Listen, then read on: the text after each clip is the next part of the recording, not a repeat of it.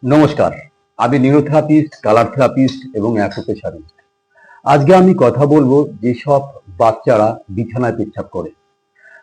আমরা জানি বাচ্চারা বড় হওয়ার পরে নির্দিষ্ট সময় আর বিছানায় পেচ্ছাপ করে না, কিন্তু দেখা যায় কিছু বাচ্চা বড় হওয়ার পরেও, সেই নির্দিষ্ট সময় হওয়ার পরেও সেই বাচ্চারা বিছানায় পেচ্ছাপ করতে থাকে।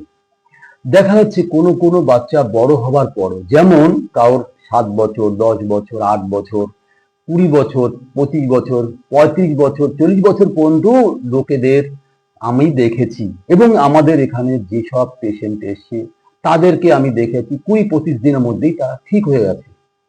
তো যেসব জায়গায় ন্যাচারাল ট্রিটমেন্ট, যেমন নিউরোথেরাপি, কালার থেরাপি, অ্যাকুপ্রেশার এবং এই ধরনের আরো ট্রিটমেন্ট যদি থাকে, আপনারা সেখানে যোগাযোগ করুন।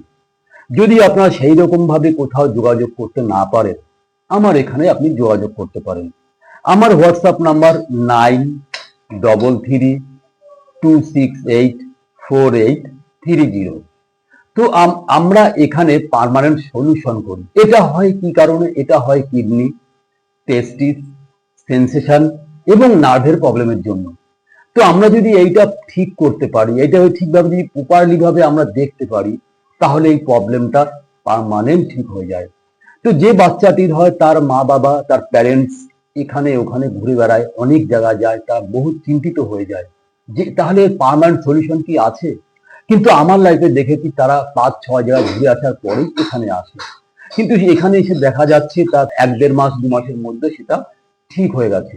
তো আমি বিদায় নিচ্ছি। আমি নিউরোথেরাপিস্ট, কালার থেরাপিস্ট এবং অ্যাকুপ্রেশারিস্ট বিকাশ হাওলাদার।